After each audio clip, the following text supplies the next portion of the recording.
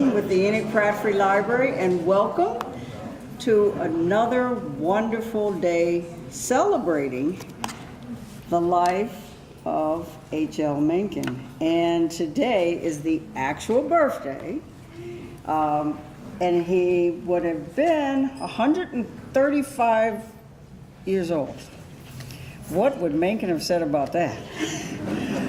And I think we all have been wondering if you know anything about Mencken or have heard about Mencken, and people who, you're devotees, but everybody's wondering now, in this election cycle, what would Mencken say? There have been times, I must tell you, it just gave me such joy to think about it. And so we are going to, and I hope someone will ask a question, have designed residential, commercial, industrial, and institutional projects all over the Mid-Atlantic. David is a leader in his profession, holding many organizational positions, including serving as president of the Maryland Society of Professional Engineers and as president of the Land Development Council of Maryland.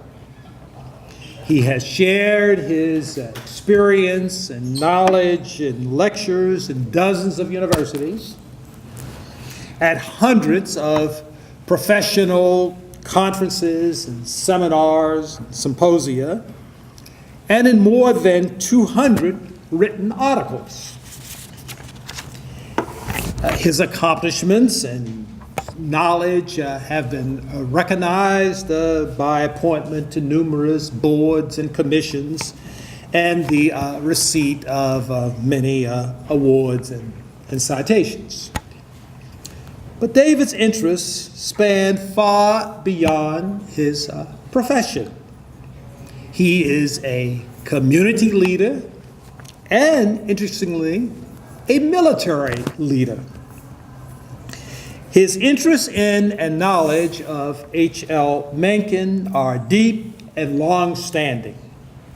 Over many years, David and his lovely wife, Carolyn, have assembled one of the most impressive collections of original Mencken materials in private, non-institutional possession. Today, he releases his 5th book about H.L. Mencken. This Renaissance man is also a musician. He was the pipe master for the Baltimore Police Department's ceremonial unit.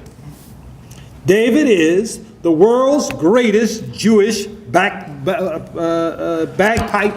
player. World's greatest Jewish bagpipe player.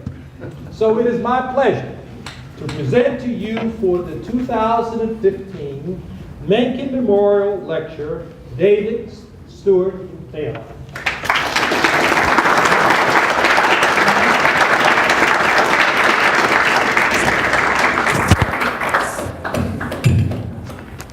Thank you so very much for that very kind introduction, Professor. My mother would have been so proud, but everybody should really be happy today that I didn't wear my kilt. So I'm going to try and settle today the long whirling question of whether H.L. Mencken was an anti-Semite or not. And I first gave this talk actually in 2006, and some of you I recognize were here that time.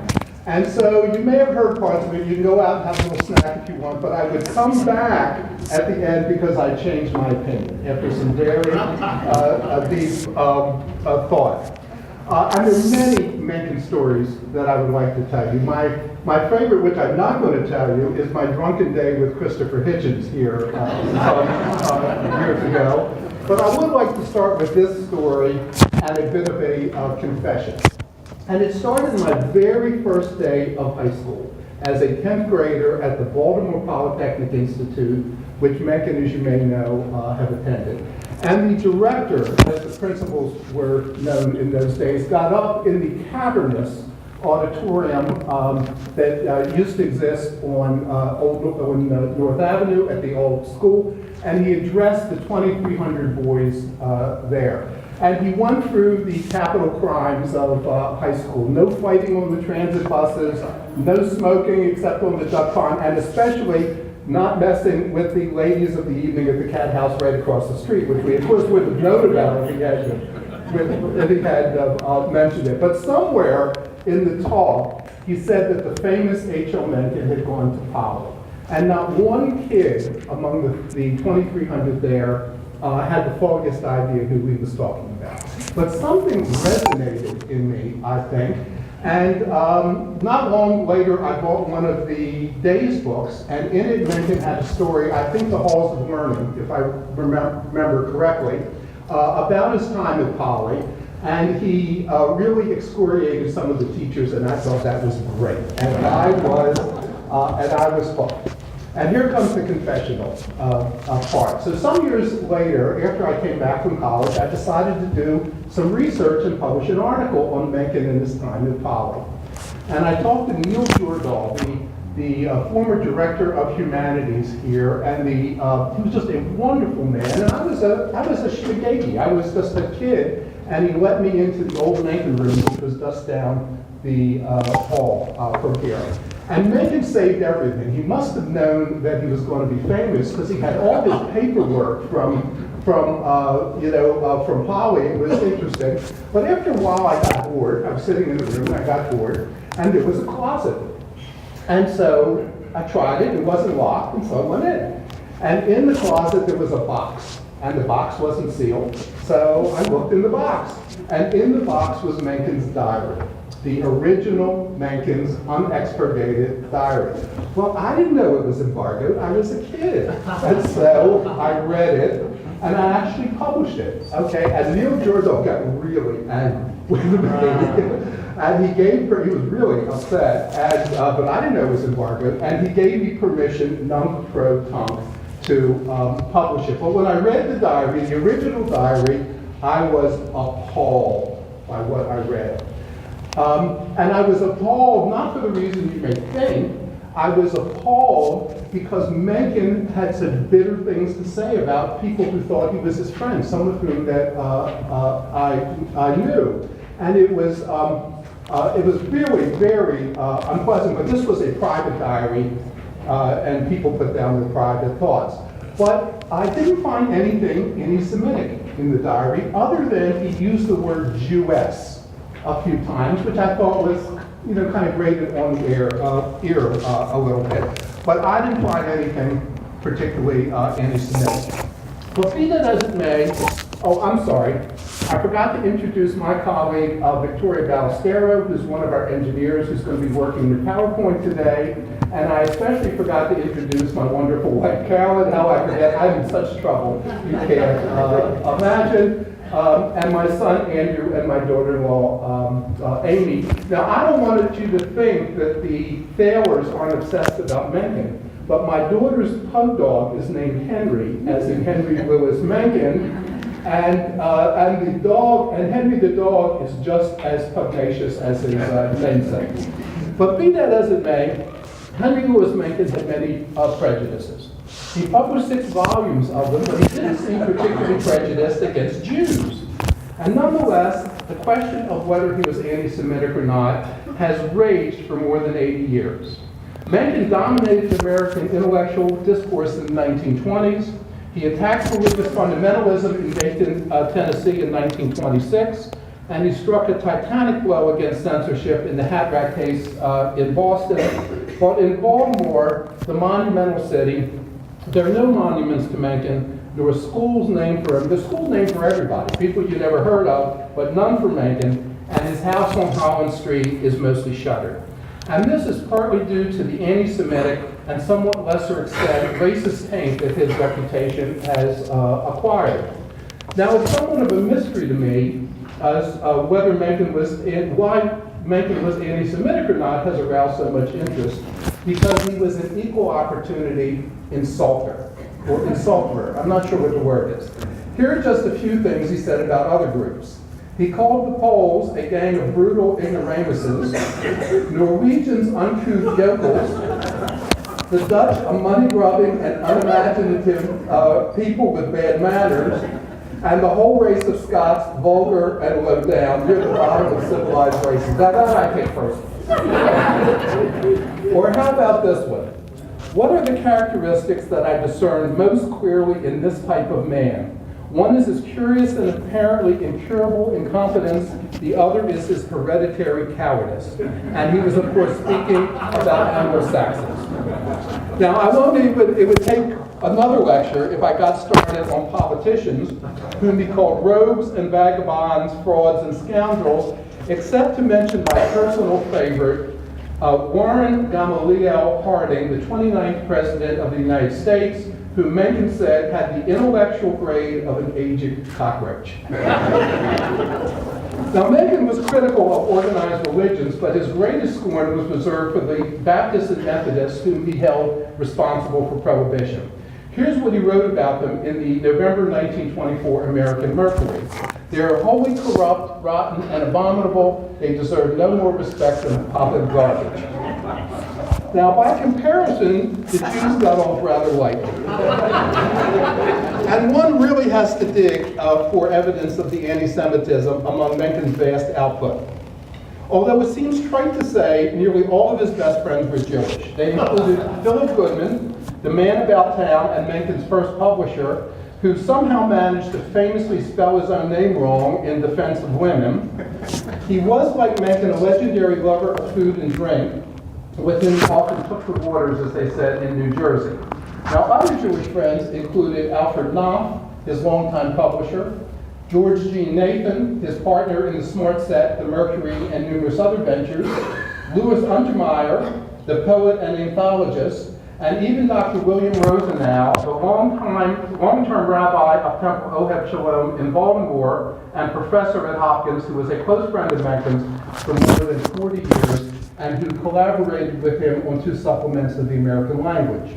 There were also his friends from the Saturday Night Club, a group of Mencken cronies that met for nearly 50 years, and they played an hour of really bad music with Mencken on piano secundo. How do I know that it was really bad? I have a tape of it, okay, and it is really bad.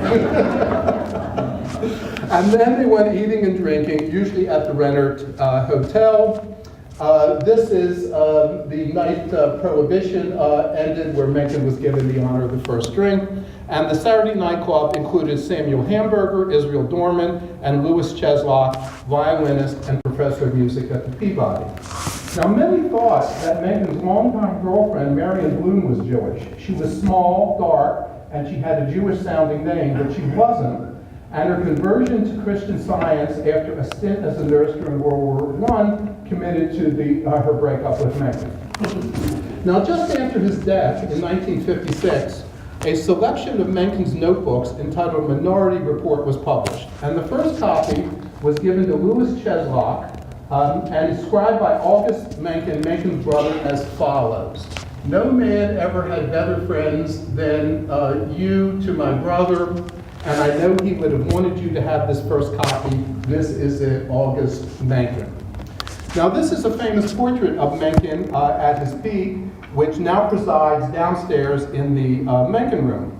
It was painted by Nicole Schattenstein, also Jewish. Now, Mencken was often mistaken for being Jewish. He was invited to join Jewish clubs, and to his great amusement, he was listed during the 1920s in the Jewish Who's Who. Now, here's one particularly egregious example of this misidentification. This is from L'Action Française, which was a virulently anti-Semitic magazine and French group, and this lists him as the Juif Mencken, the Jew Mencken. Now, this is a photograph of Mencken in 1913, just as he was coming to national prominence at his desk at the Sun. Now, this is a fairly well-known picture. It's been previously published. However, this is a different version of it that I dug up at the Maryland Historical Society, and it was inscribed to P.B. Perlman, LLB. Perlman was the court reporter for the Sun, but he was later Solicitor General in the United States, and Mencken has written on this. You'll notice on his hand, this is in Mencken's handwriting, he has written in Hebrew, kosher, kuf shin resh, kosher, right here. I don't think there's been an anti-Semite in the history of the world that ever wrote kosher on his own hand. And you can't see it. Here he's written 4 words here that I'm going to blow up for you in a minute. What this says is Ganov, Schlepper, Schnorr, and Joy. Thief, sad sack, beggar, and these are still funny Yiddish words that we might use today. Now Mencken was a hoaxer and he loved a good joke, especially a Jewish one. Here is a fake business card that he sent out. This is the Strictly Kosher Oriental Yido-American Home Cooking Chinese Kosher Restaurant. Ming Aaron's proprietor. You can get the celebrated gefilte fish sandwich. Lee Ginsberg's Shanghai Serenaders, and the showcase, that's the ritual butcher, Reverend Mandolowitz, who does a little real estate and insurance in the sky. This is not what you would really expect from anti-Semites. Now, in recent years, after the publication of Mencken's diary, Mencken has been accused of anti-Semitism. And so the question is this. How could anyone who had so many Jewish friends and colleagues, who spoke a little Yiddish, could write a little Hebrew, who liked kosher food, who spent the high holidays at the home of his friends, and was remembered so warmly by so many of them, possibly be anti-Semitic? And the complaint is that he used unkind and pejorative language about Jews. His crime, his alleged crime, isn't anti-Semitism as we usually think of it. He didn't kill or persecute anybody. He wasn't a Nazi. In fact, he even refused to join the German-American Bund, which was very strong in Baltimore, as many of you may know, before the war. Mencken didn't refuse to hire Jews. Many of his employees and associates, especially in New York, were Jewish. He didn't fail to work with Jews. Many of his longtime colleagues were Jewish. He didn't fail to publish Jewish authors. The Mercury is loaded with them. And of course, he didn't fail to socialize with Jews because most of his best friends and drinking pals were Jewish. And he also didn't believe that Jews maintained a secret cabal to rule the world. The crime for which Mencken is accused is speaking ill of Jews, using unkind language, and not speaking out publicly against Hitler. Now, the recent charges are not new because charges of anti-Semitism dogged Mencken for nearly his entire career, particularly, but you can really trace it back to where it began, which was after the publication of Treatise on the Gods in 1930. And the book was criticized in many quarters, but it was a single sentence that got all the attention, and it was this sentence: the Jews could be put down very plausibly as the most unpleasant race ever heard of. That isn't so terrible, pretty tame stuff compared to the Methodists, who got no more deserving of respect than a pile of garbage. But it was this sentence which set up a huge uproar. And Alfred Knopf was upbraided by some blood-sweating rabbis, as Mencken put it, but the offending paragraph remained unchanged through 10 printings. Now, Mencken departed this veil in 1956. However, the terms of his will dictated that batches of his papers be unsealed 15 years, 25 years, and 35 years after his death. And so in 1989, his diary was unsealed and published. This despite his specific instructions to the contrary. I love the Enoch Pratt, but I think that publishing the private diary, contrary to the Mencken's instructions, was not their finest moment. But be that as it may, the diary was published and was edited by Charles A. Fetcher, who had previously published a study of Mencken's thought.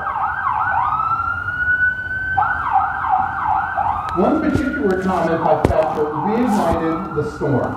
Fetcher said, "This brings us to what is no doubt the most inexplicable and pleasant aspect of his personality as it is revealed to us in the diary. I referred to his feelings about Jews. Let it be said once, clearly and unequivocally, Mencken was an anti-Semite." Now, this comment set off a huge brouhaha. Articles appeared throughout the nation's newspapers, good Mencken, bad Mencken, and the New York Times said, racist and anti-Semitic, but still great, said Newsday. Many jumped to the defense. Arthur Miller, Louis Untermeyer, Ralph Ellison, John Kenneth Galbraith, and Norman Mailer defended Mencken in a letter to the New York Times Review of Books.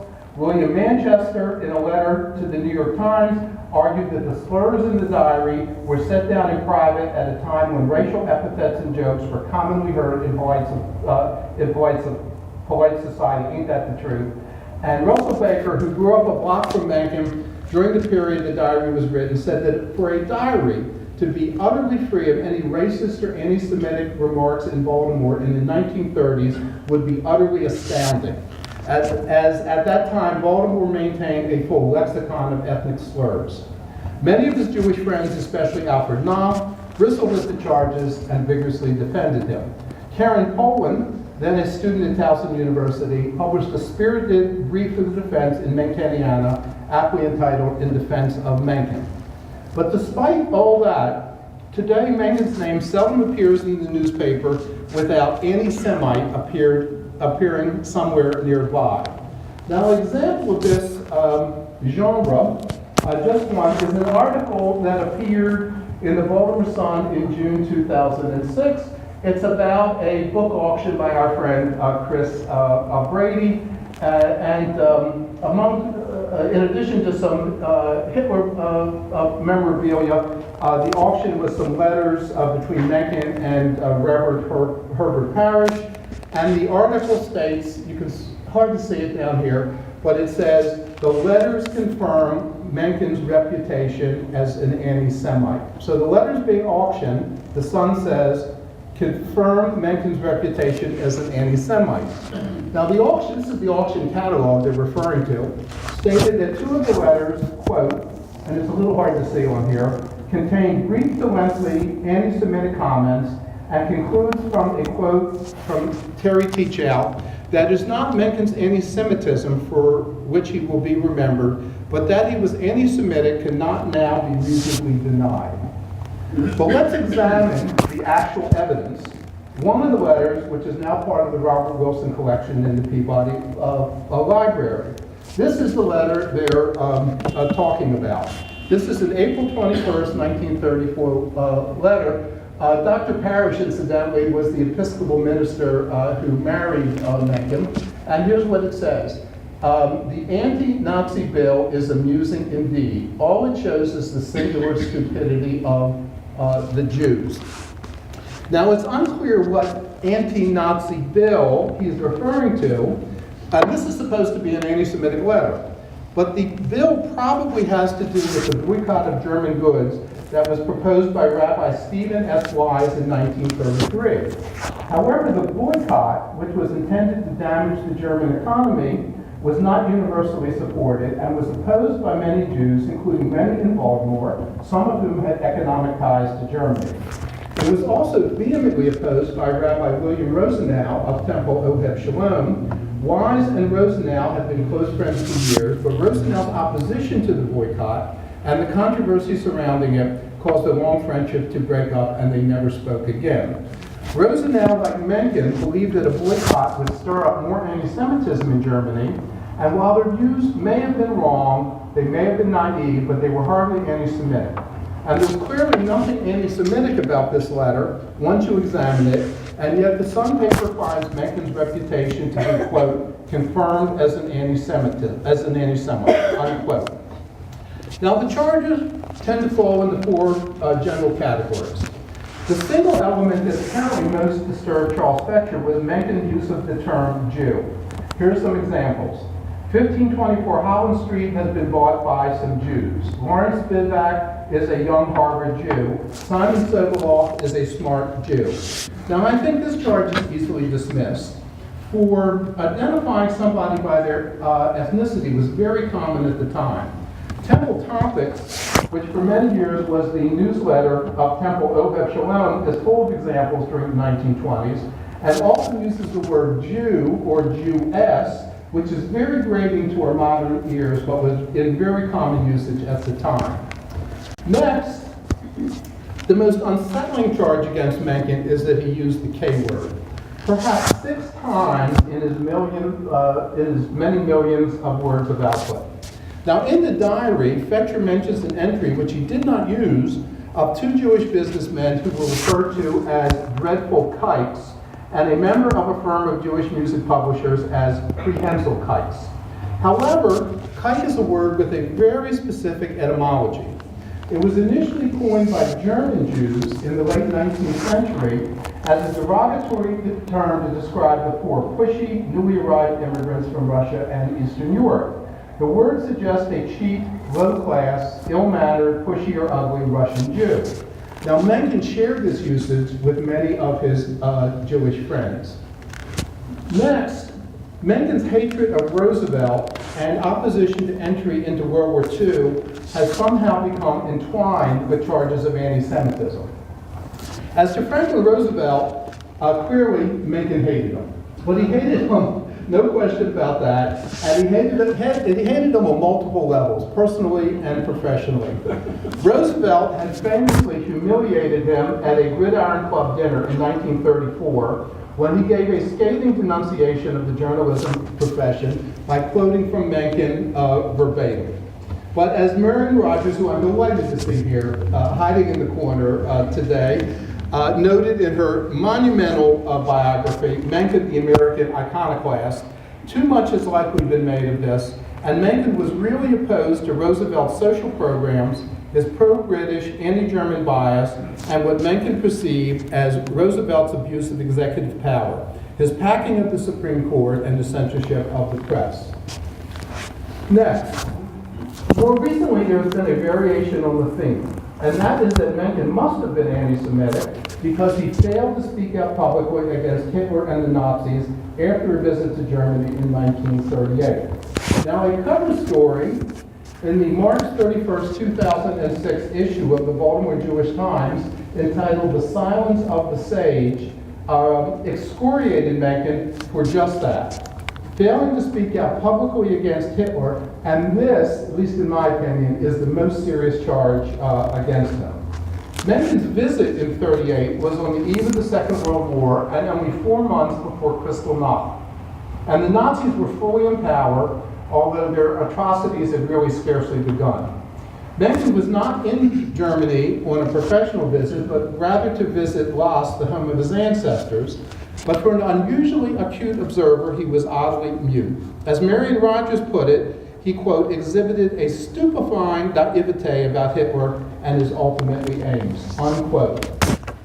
Although most of the horrors were yet to come, the Nazi scheme was scarcely a secret.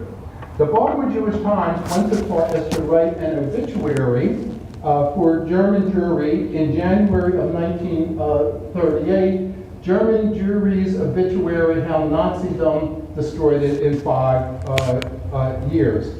And this article noted the devastating impact of Nazi anti-Semitic policy on the formerly vibrant German Jewish community. Now, Mencken wrote home from Germany that the situation for the Jews is very bad, and they've been driven out of many small towns and are concentrated in the cities, but his main comments were about the beauty of the countryside, the music, and of course the food. He noted that some shops were identified as being Jewish-owned, but he failed to mention the attacks on the Jewish owners. At the time, Warren Spivak, founder of Meet the Press, wondered how anyone, least of all a journalist, least of all Mencken, could go to Germany in 1938 and not write about his impressions. Louis Cheslock wrote in his diary that Mencken had been inordinately uncommunicative about the scene under Hitler. And in March 1933, just after Hitler came to power, leaders of the Baltimore Jewish community held a rally at the Lyric Theater to protest the Nazi regime and to raise public awareness. Many noticed that Mencken had been silent about the situation in Germany, and so Dr. Harry Friedenwald, president of the Zionist Federation, Simon Sobolos, president of the Baltimore branch American Jewish Congress, and Dr. Lewis Kaplan, famous educator and later chair of the Regents of the University of Maryland, They all called on Mencken, urging him to speak out. But Mencken rebuffed them. First, he didn't like to be pressured, and secondly, he argued that speaking out would stir up more anti-Semitism. Now, the accusations notwithstanding, Mencken did speak out publicly against Hitler several times, and even in the Baltimore Jewish Times, which 80 years later accused him of not doing so. This is an interview that appeared in the Jewish Times on September 29, 1933, well before the depths to which the Nazi regime would descend were understood, and here's how he described Hitler. Hitler differs from the rest only because he is bolder and has a greater talent for mob oratory. Think of an amalgam of Vardaman, Hoke Smith, Tom Watson, Colonel Bauer, Tom Heflin, and Billy Sunday, and the imperial wizard of the Ku Klux Klan thrown in, and you pretty well imagine him. Well, that's a pretty good denunciation of Hitler in 1933, long before anybody else was doing it. Now, Mencken also denounced Hitler in the American Mercury during a review of Mein Kampf, although the edition of the book that Mencken reviewed was translated, abridged, and expurgated. He wrote a denunciation of Hitler and the Nazis, comparing them to the backwoods demagogues like William Jennings Bryan, with which he was familiar.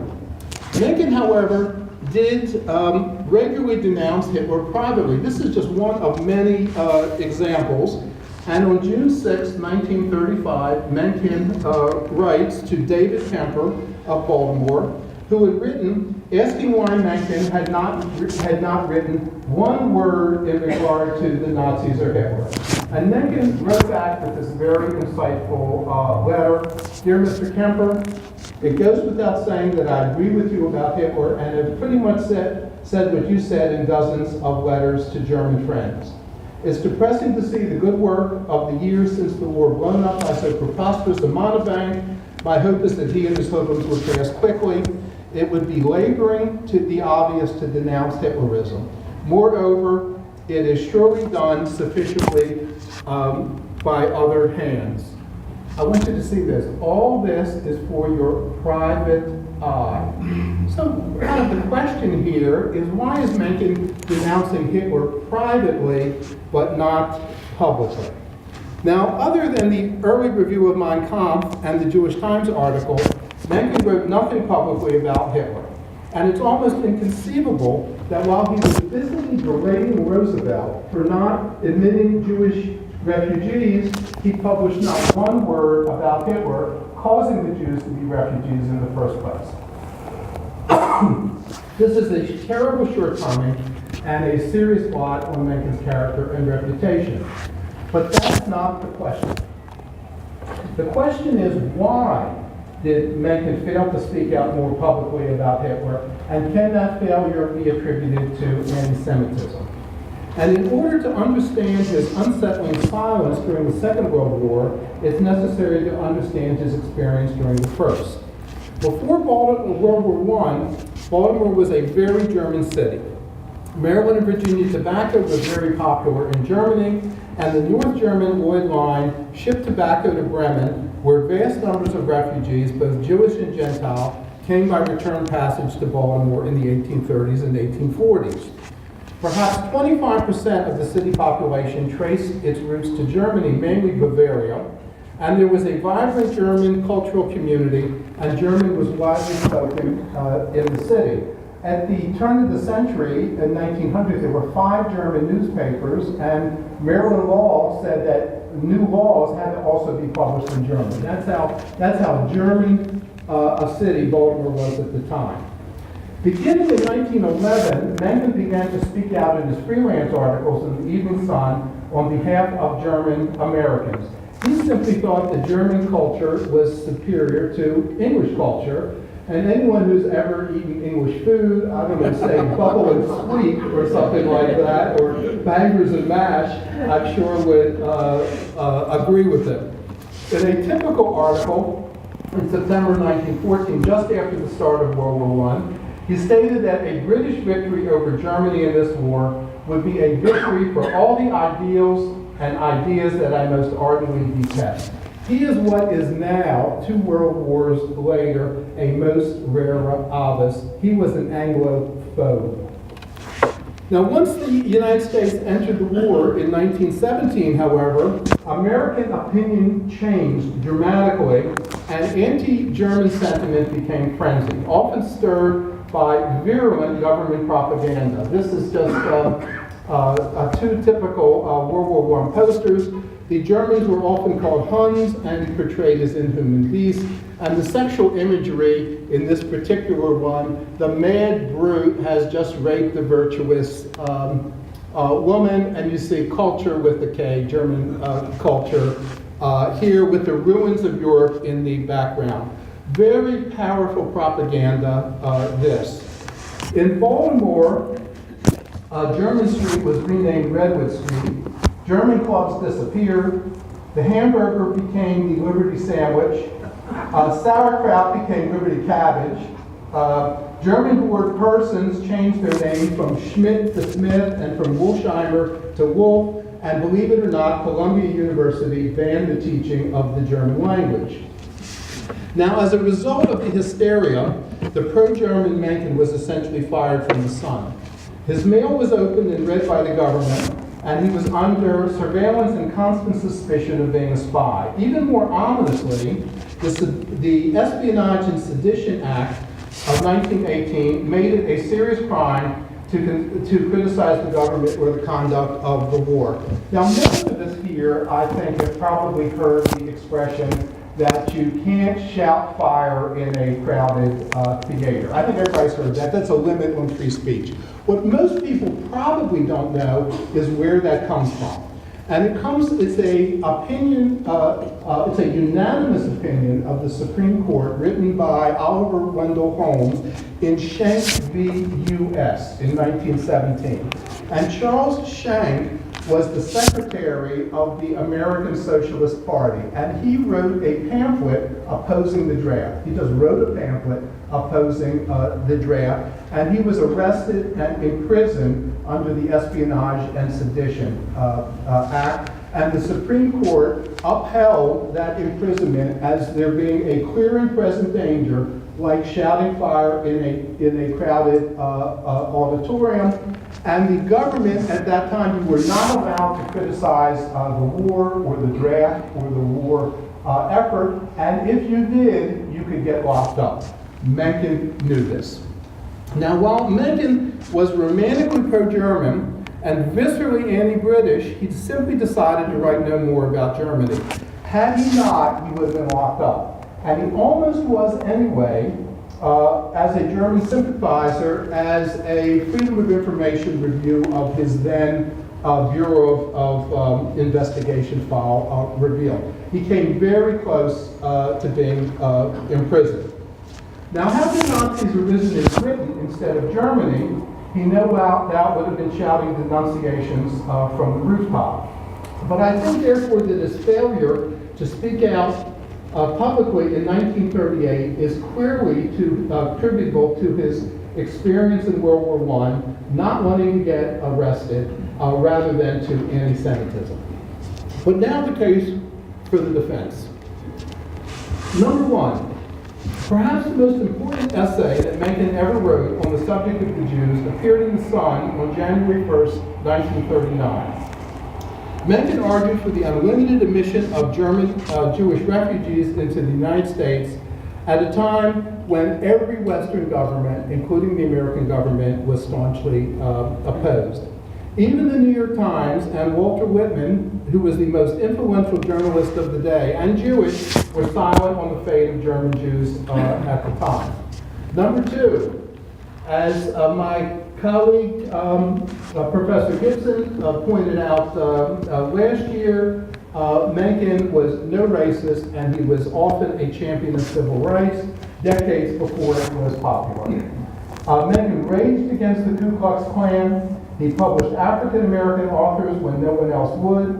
He supported the admission of Donald Murray into the then segregated University of Maryland School of Law. And famously, the last article he ever wrote in 1948 argued for the desegregation of the tennis courts at Druid Hill Park. Next, most of his friends and business associates was Jewish. Next one, he wrote a very obscure book. Only 25 copies were published. I've got the only one in private hands. If anybody else has one, please see me afterwards. And this was a very pro-Zionist tract in 1935. He had very positive things to say about the Jewish settlers in what was then Palestine, and he even published several of the copies with a Hebrew title page. That says Erez Israel, and that's Hebrew for H.L. Mencken. And there's a copy of the one in Hebrew downstairs in the Mencken room. And finally, it is generational chauvinism to judge the past by the standards, the norms, and the mores of the future. It's looking, as the expression goes, it's looking through the wrong end of the telescope. Standards of acceptable social behavior change and quickly. When I first gave a version of this speech, which I did several times to a group very much like this and about this same age 9 years ago, I asked everybody how they feel about same-sex marriage. And 9 years ago, to a person, everybody was opposed to same-sex marriage. And in only 9 years, not only have opinions changed, but the law of the land has changed. And standards change quickly. On June 17th of this year, there was a terrible murder of 9 African Americans during a Bible study at the Emmanuel AME Church in Charleston, and almost immediately the Confederate battle flag became socially unacceptable. And almost everything Confederate became unacceptable. And as an example, this appallingly racist advertisement did not appear in some white supremacist rag of the 1920s or 30s. This appeared in the March 11th, 1960 issue of the Baltimore Jewish Times, which years later accuses Mencken of anti-Semitism. This, coincidentally, was the same day that the Hochul Cohn department store was desegregated. Now, Mencken was a man very much of his time, and he should be judged by the standards of his time and not ours, and otherwise we could reject virtually all of human history on one currently unacceptable ground or another. So how does one explain the enigma of Mencken? The debate has roiled back and forth, and as Professor Fred Hobson of University of North Carolina has noted, you could easily find 100 statements to prove that he was anti-Semitic and 100 statements to prove that he was not. Now, ironically, it seems to me that it's largely the Jewish scholars who have argued that he was not anti-Semitic and the Gentile scholars who have argued that he was. And there is an explanation, I think, for this paradox, but I believe it requires understanding Baltimore at the time. Now, German Jews began arriving in Baltimore in the 1830s and 40s, along with other Germans, and by the turn of the century, they had succeeded amazingly well. They were often well-to-do, educated, cultured, and owned many of the department stores and garment factories in the town. They had also established many of their own social institutions, such as the Phoenix Club, the debutante balls of the Harmony Circle, and a country club, the Suburban, mirroring those of Gentile society. Now, although they initially settled in East Baltimore in the area around Lombard Street, in the 1890s they moved out to the gracious homes and apartments in Utah Place and the Jew Lake Drive area. Now, the Jews of Russia and Eastern Europe had long suffered from abject poverty, but in 1881, Tsar Alexander II of Russia was assassinated, setting off a period of terrible persecution and one of the greatest human migrations in history. And beginning in the 1880s, huge numbers of European Jews began to arrive in Baltimore, and like so many other immigrant groups, they were typically poor, uneducated, and uncultured. There were also other significant differences between the groups. The German Jews were usually non-observant. In fact, many could say that Reform Judaism, and along with Mormonism, are the only truly American original of religions. I've heard that argued many times. But the German Jews were usually Reformed, that is not particularly observant and assimilated, and the new arrivals were often observant. And they initially even spoke different languages. The Germans spoke typically German, and the Russian Jews typically spoke Yiddish. Now, there were typically significant class differences as well, but perhaps even more profoundly and not well understood, there was labor strife. This was just the time that the labor unions were really rising. The German Jews owned and ran many of the department stores, which they're largely credited with inventing. And they also owned the garment factories, which was a huge business, the so-called needle trades. It was a huge business in Baltimore, beginning at the time of the Civil War. The Russian Jews, however, were the labor. And the Russians often worked, they got off the boat and went right to work as tailors. And they often worked as in sweatshops and lived in very crowded tenements in East Baltimore, while management, the German Jews, lived uptown in the Tony sections along the Canal Place. And also, this was the time when the labor unions were first organizing, and labor strife helped widen the rift between the groups. This is a group of tailors who walked off their job in 1914 at Sonneborn's in a very famous strike, which resulted in the first contract with the Amalgamated Clothing Workers Union. And so this is Sonneborn's, the Pratt building. So there were two very different Jewish communities in the 1920s. Uptown and downtown, rough versus culture, educated versus uneducated, haves versus have-nots, and labor versus management. And to the German Jews, the new arrivals, not only were they scruffy, but they were seen as socialists and communists, and radicals as well. A few were in my family, and they were. So, in fact, one even went back to Russia, but that's another story. And so I think that Mencken's views and attitudes have to be judged in this context. While many of his closest friends, maybe all his closest friends, were Jewish, they were nearly all German Jews. And so how do we explain the paradox of Mencken?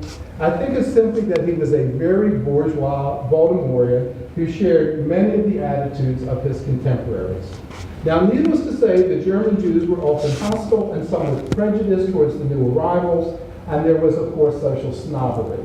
The Russian Jews were blackballed from the clubs and institutions of the Germans. And while I don't think you'll find any written evidence of it, everybody knows for sure that the Woodhome Country Club was founded because the Russians couldn't get into the Suburban, and the Mercantile Club was founded because they were kept out of the Phoenix Club.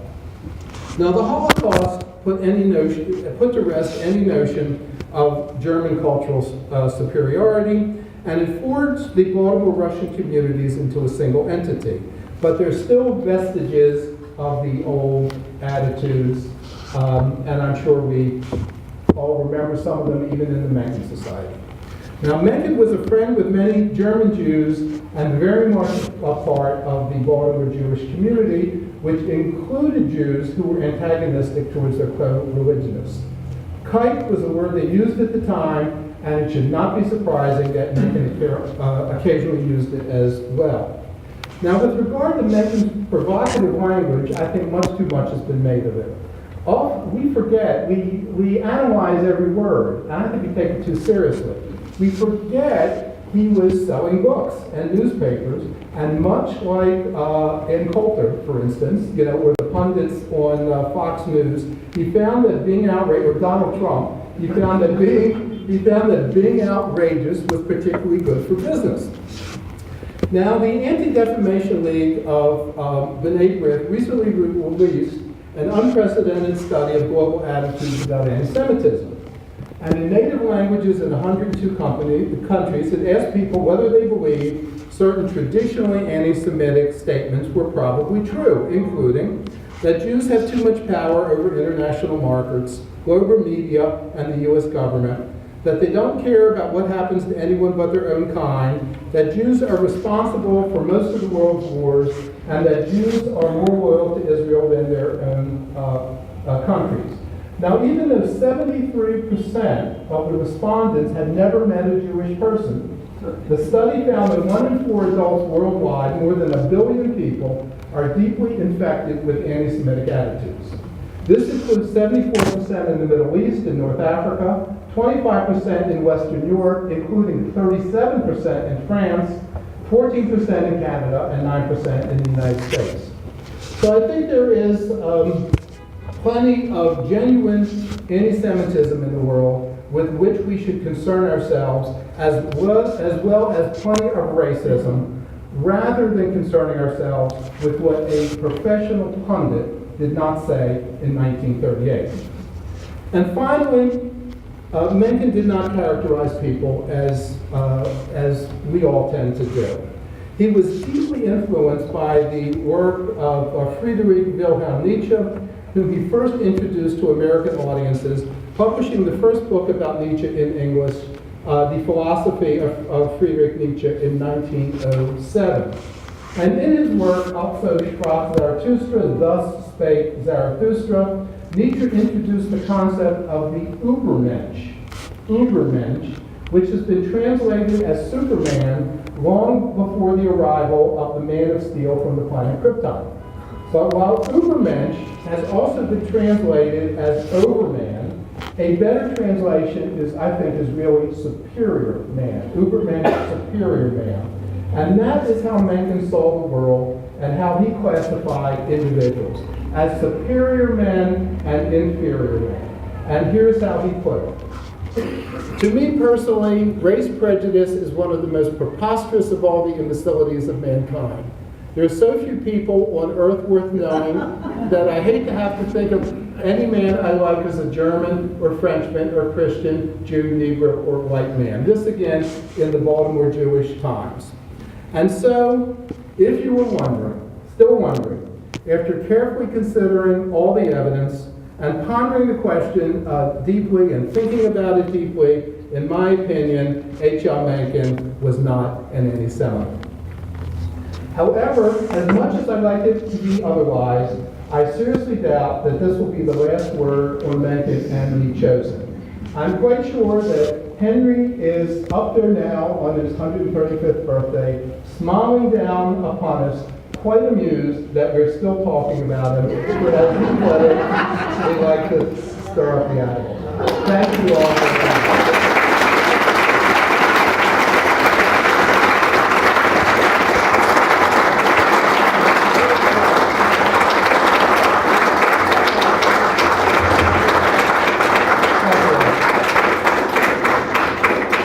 Thank you.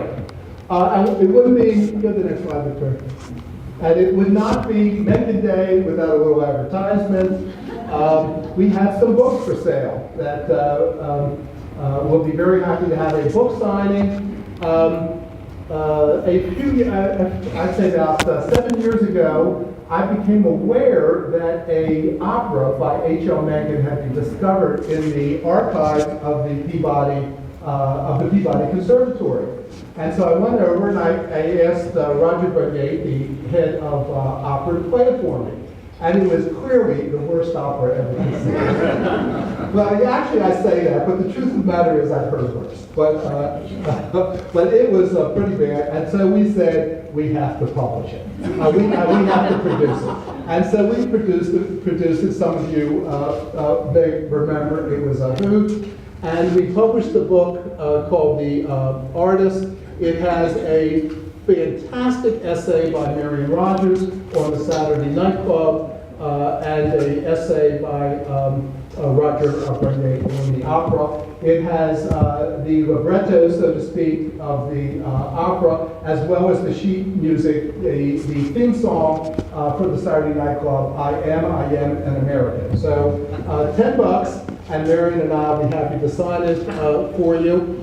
In 1966, and then again in 1972, Betty Adler, the legendary librarian here, tracked down all the copies of Ventures into Verse. Ventures into Verse was Mencken's first book, I think 1903, if I remember correctly, and it was a book of poetry. Mencken was, of course, a prose writer. It's the worst. It's got to be the worst poetry ever published. So Professor, go back, Victoria. So Professor Richard Trainer and I had fun. She passed away. The last edition was 1972. We had fun trying to find the rest of them. Only 105 copies had been published. Ms. Adler found 42. We found 11 more, and it was a lot of fun tracking them down. I acquired 4 of them along the way. There are only 13 in private hands, and so this is now the 3rd edition of Ventures in Diverse. $10, I'll be happy to sign it for you. And finally, Victoria, we have published, we released today a new book, Mencken's Prejudices Debunked, which include my talk today on whether Mencken was anti-Semitic, Professor Gibson's talk last year on whether he was racist, and a wonderful introduction by Marianne Rogers. And the 3 of us will be very happy to inscribe your copies. All proceeds of all the books go to the Mencken collection at the library, $20. So thank you all very much, and I'll take some questions.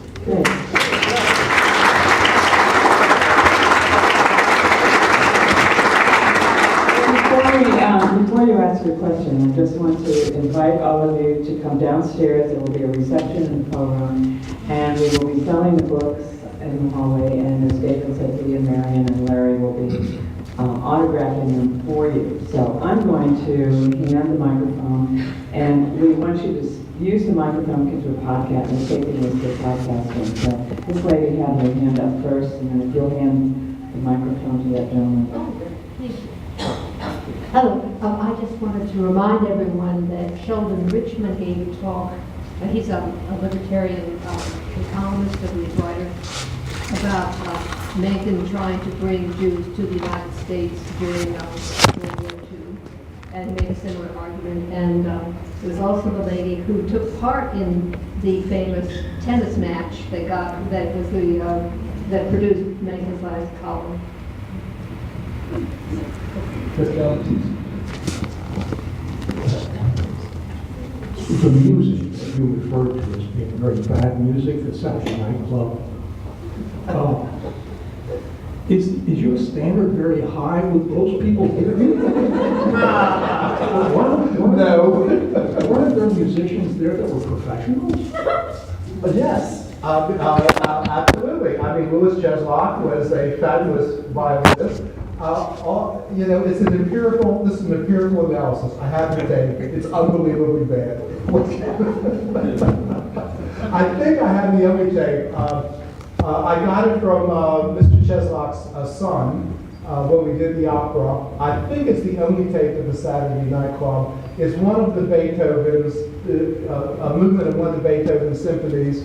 It's easily the worst you've ever heard. Yes, sir. 2 questions. You said you did not want to repeat your Christopher Hitchens story, but I would implore you to repeat it after if you haven't heard it. Secondly, it was a few years ago at this event that I met a Dutch man, and I asked how he got interested in Mencken, and he said, well, it was as a schoolboy in Nazi-occupied Holland that it was on the curriculum because of its intense anti-Americanism. And I'm just wondering if you have any actually, if that gentleman is here tonight or today, it'd be great if he could introduce himself. But do you have any instances of the Nazis making use of Mencken? Mary, can you help me with that one?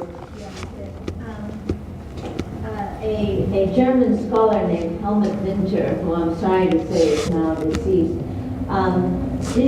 did point out in one of his publications that was published in Germany a good 7 years ago, that there was a Nazi newspaper that did use Mencken, and again it was because of the anti-American things that Mencken had said, and they cashed in on that. So, but that was just a very, a very obscure little example that he had actually found. I think they thought he was Jewish, so. In fact, now that I'm thinking about it, they thought Mencken was Jewish.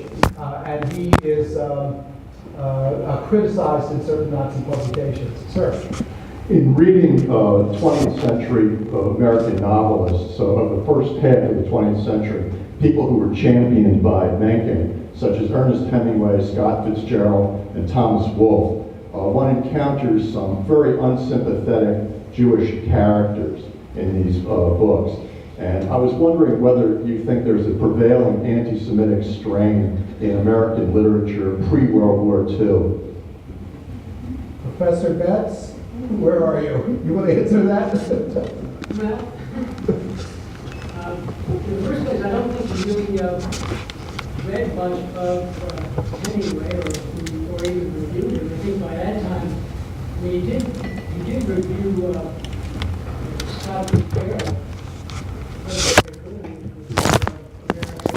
novelist in the first place, and then he stopped writing literary reviews, in the 20s, and talking about novelists then in the 30s, he just didn't write about them.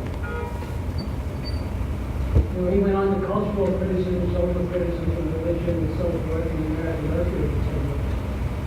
He got his fill of literature writing about, largely about many really bad novels for the smart stuff. How he did it for him in literature. Anybody else? All the way in the back. You have to speak loud. Sure. Was there one specific thing that made you change your opinion, or, I mean, why did you go from Well, my opinion 9 years ago was that he was a little bit anti-Semitic. But as I got into it, for all these reasons, Hitler's off the, here's the anti-Semitic dial. Hitler's off the chart, and Mencken's down here, at a 1. But as I thought about it, I really came to two conclusions. The worst criticism against him is that he didn't speak out during the 1930s. And there's a postcard I didn't use that Marion unearthed of Hitler shaking hands with some German children at Birch's garden, and the postcard says, "I bet you can't find one like this of Stalin." So so I could not understand why he wouldn't. The Jews were being persecuted in 1938. It was no secret what the Nazis were up to, although the concentration camps hadn't really gotten started. This was the most acute observer of the human experience who never had a thought that he didn't publish, that he didn't write down. That's all he did, all day except on Saturday nights. And why didn't he say anything? And then I sort of figured it out. It was the Espionage and Sedition Act. If he had said anything, he would have been in prison. And he was fired from the Sun, essentially. And I think that's really the punchline of my talk, and of really reanalyzing it over the last 9 years.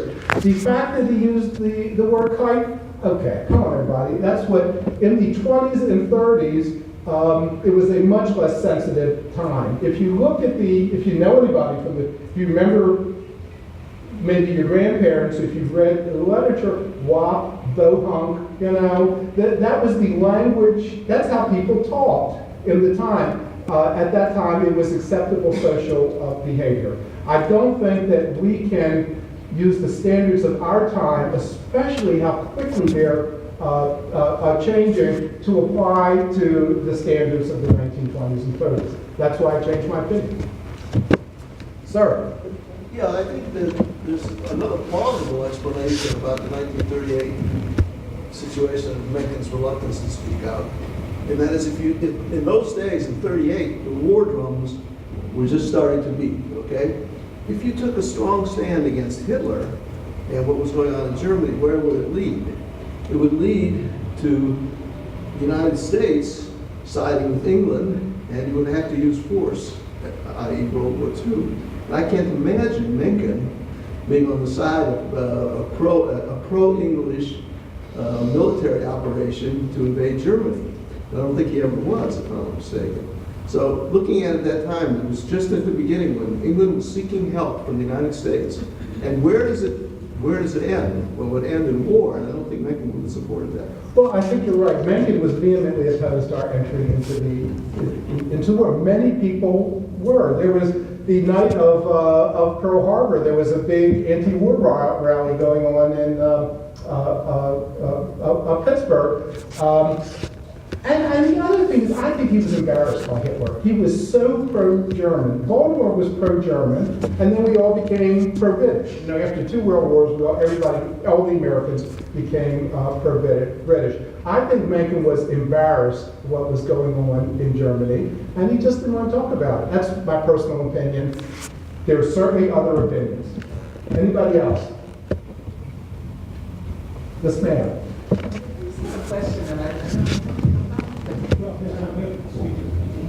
Did Mencken ever have any commentary on the American firsters? Mary? Kid? Did he ever write about it or say anything about it? Yeah, I remember vaguely some letters that exist about that, but I couldn't quote them to you now. So, but he does mention it, and there might be something in the diary about them as well. I can't remember anything. Anybody else? I didn't quite understand your point, though, about why would denunciations of Hitler implicate the Sedition Act? That would be a pro-war approach, as the doctor just suggested, a justification for war. And I believe there were Jewish writers and scholars who were supporting intervention at that time precisely because of Nazi persecution. So it seems more likely to me that the doctors who just spoke earlier, sorry I forgot your name, that seems to be the motivation. He didn't want to lend political support to a war that he was opposed to, not a fear of prosecution, because it would be a pro-war sentiment, not an anti-war sentiment. I think he was afraid, he was viewed as pro-German, as a German sympathizer, and I think he was just afraid. He had clearly decided he wasn't going to write about Germany. He wasn't going to say anything about Germany, and that's what you see in the letters. He denounces Hitler privately in the letters, and then really says, well, basically, why can't they go back to he hopes for the monarchy, going back to the monarchy in Germany. I think he just decided it was too dangerous. He wasn't writing anything about it. Privately, he was opposed to Hitler. There's dozens of letters that I've dug up. The question is, why wouldn't he say anything publicly? But not so opposed that he would support war to resolve that problem. No, he was not going to support war against his beloved Germany. He hated England. He loved Germany. He was opposed, as were many. And we see it with the hindsight of the Holocaust and the Second World War. Before the war, there were many people, in fact, I would say most public opinion in America would oppose our entry into World War II. That really only changed with Pearl Harbor. And how did we get into war with Germany? Does anybody know? Germany declared war on us. Germany declared war, the day after, 2 days after Pearl Harbor, Germany declared war on us. We didn't declare war on Germany first. A little bit of exception. Okay. The peace, I believe, started in June of 1941, when American ships were authorized to fire on German ships, and after the sinking of Reuben James. So the run-up to war was a little more than suddenly available on December 7th. We had... I think we could debate, if we wanted, whether had not, but for Pearl Harbor and Germany declaring war on us, whether we would have gotten involved in the war. There was very strong American sentiment after the First World War of not getting involved in the second. Colonel. You said that he was speaking for being Jewish because of his name. So if he wasn't Jewish, what was his background? German. He was German? German. He was German. And he was romantically, chauvinistically German. Anybody else? Okay, oh, I'm sorry. Anybody else? Sir? But just to, it may have already been said, but I'm far from an expert on anything, but I would put a lot of emphasis on the experience of the United States in World War I and how it influenced Mencken's view. And I think he, initially at least, said, I don't want to in any way be complicit in this kind of anti-German fever. You know, you had the Dachshunds were sausage dogs and sauerkraut were liberty carriage and so forth. It was like the freedom fries, and I guess it would be fries in German. So I again, for whatever that's worth, I would just like to bring that out. There's lots of opinions. It's what makes it so much fun. Here's my real point. I do not think that his failure to speak out in 1938 was due to anti-Semitism. That's my real point. And on that note, I thank you all. There's snacks downstairs, and we'll be very happy to sign some.